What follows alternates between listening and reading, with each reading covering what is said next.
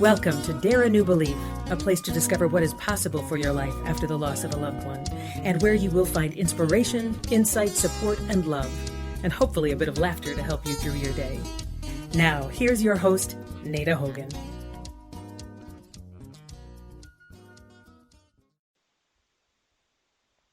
Welcome to Dare a New Belief, where you will find light and life, love and joy, healing, faith, and hope. A place where you get to believe in what is possible for your life. And today I have the great honor to have part 2 with Carol Lowell. And Carol is here to talk about the power of extreme self-care habits that bring a positive impact to every area of life. Carol is an artist, an author, a life coach, a wife, and mother who lives in North Vancouver, British Columbia, Canada. Carol has written 2 books, a full-color print book called Soul Food, a 90-day journey of self-discovery, building nourishing habits, and an ebook entitled Meditative Mandala Making. Welcome, Carol. Thank you so much. It's great to be back. Oh, it's awesome to have you back. I am so thrilled. So in part 1, we were talking about habits and what habits you believe to be the most impactful and rituals and what you do, what some of your rituals are. And I kind of want to pick up from there. So listeners, to fill in all of the blanks, if you haven't heard part 1, you probably want to go back and listen to part 1 so that all of this will tie together and make more sense. So one of the things that I wanted to share with you is because I know growing up, and I'm no longer a teenager, I'm in my 50s, but I always thought that a ritual had to be such a big deal, that it would take hours, and there's all of these pieces that have to come together, and it takes a lot of peripheral things. It's like you can't just sit down and have a ritual. And I loved how you explained it, because a ritual is not, it's not complicated. It doesn't have to be this over-the-top event that you do to make something special of what you're doing. Because in fact, how you said it, and I love this, that purposeful practice allows us to be present. My gosh, that is the most beautifully articulated presence that I have heard. I love that. And I just want to pick up and take off from here. That's gorgeous. Thanks. And it's true. I mean, it can be very, very simple. When I do a yoga, a sun salutation, just a yoga flow, maybe just a few minutes of running through that series. But when I first stand in my mat and ground my feet, it's like, what is my intention in this moment? That makes my yoga flow now a ritual. I have brought reverence to it. I have brought meaning to it. And I am now in this moment, in this flow, thinking of what my intention is as I go through the motions. Yes.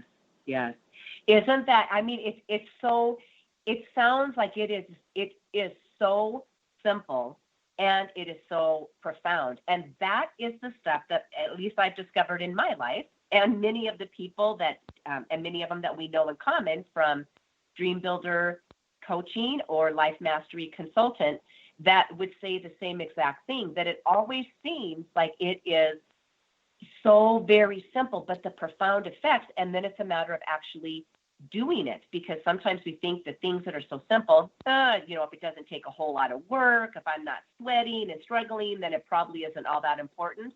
Au contraire, and I don't think anything in this world is set up to be this big, crazy struggle. I think it is set up to be much, much more easy, and in that flow energy, and when we can find ourselves in flow energy, how it all comes together, and especially this creativity that we've been talking about, and the creativity that you had making these books. And that leads me in to the next question that I have, because in your Soul Food book, you have mandalas all over in there, and they are gorgeous. And that's what I wanted to ask you is, you drew those yourself, because that to me is mind-boggling. And to me, it was such zen. It was such a joy to sit. And that was my nighttime routine, was just sitting and, connecting to my creative spirit in this really beautiful way of creating these mandalas all by hand. Like, it was just this flow. And what do I do with all the mandalas? So it was a lovely thing to be able to add them into the book as something to color or add more design to. But what's neat in this book too is after 83 days, so it's a 90-day journey, but after 83 days, I figured that people have been coloring in my mandalas for weeks. So now's your opportunity. Yeah. So the last week you get to start making your own. Yeah.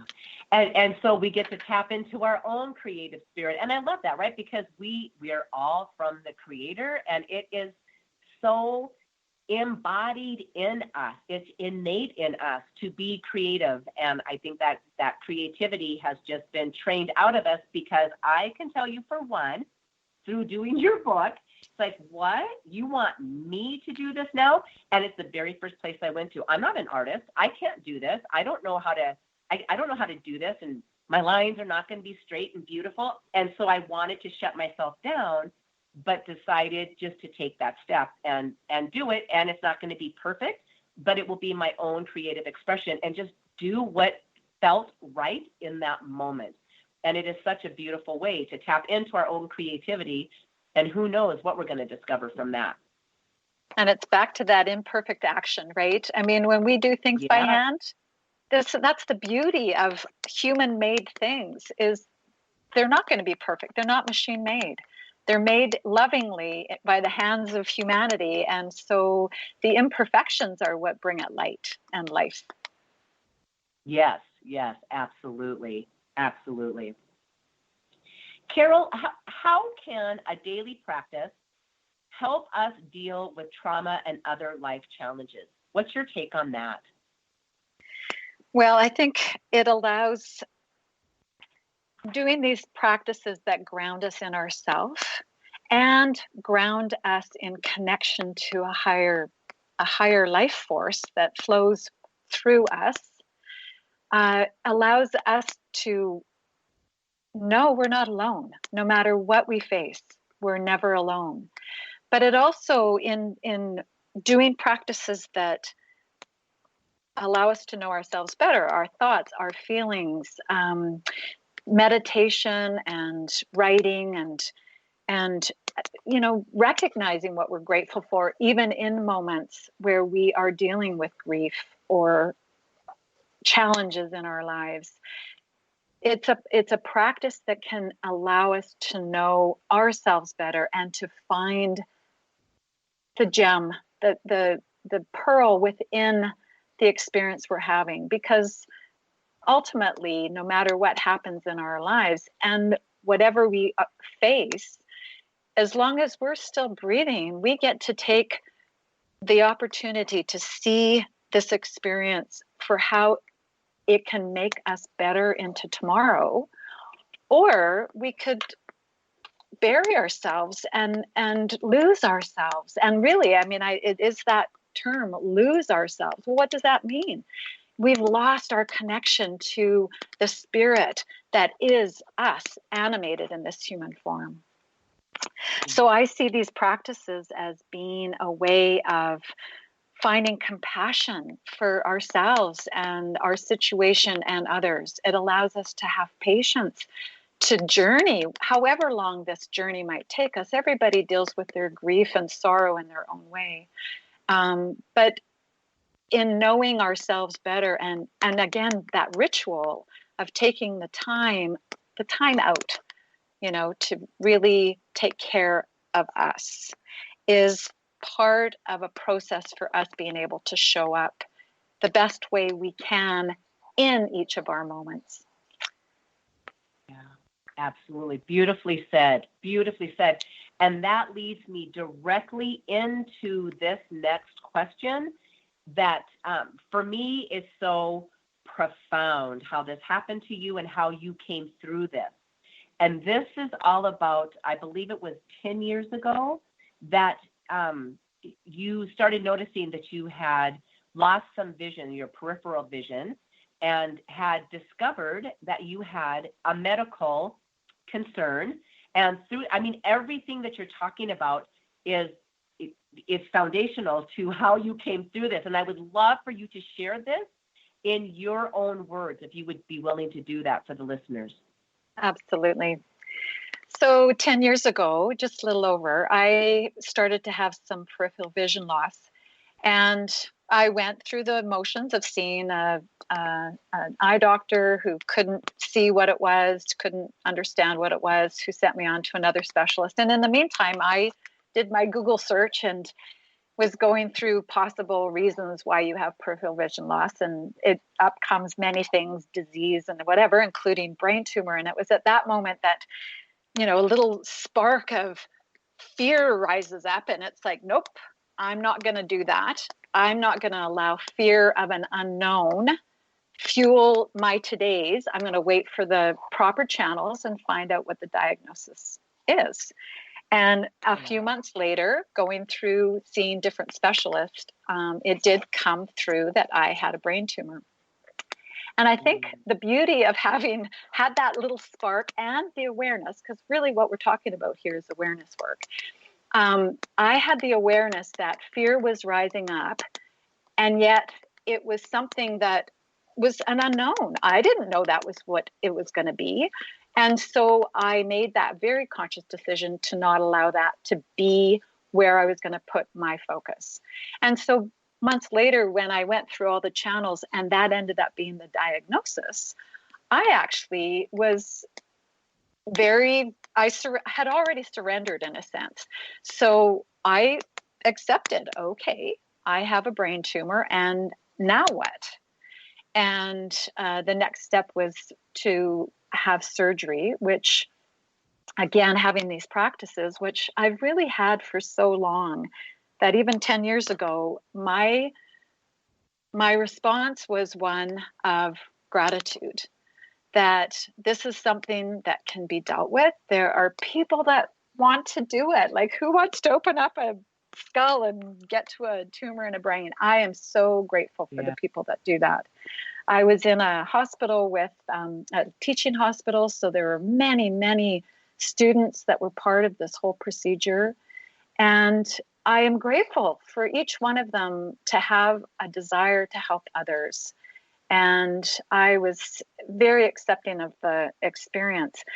And it allowed me, I think all these habits are really about building faith in ourselves, in our connection to something beyond. And I know my kids were really worried. And I said to them, you know, I am in the perfect place. I am with people that know exactly what they're doing. And they would say, what if something goes wrong? Well, if something goes wrong, I'm in the right place. And, you know, I could navigate that with grace and ease. And it really was an experience that further solidified my belief in all these things we're talking about. Absolutely. Absolutely.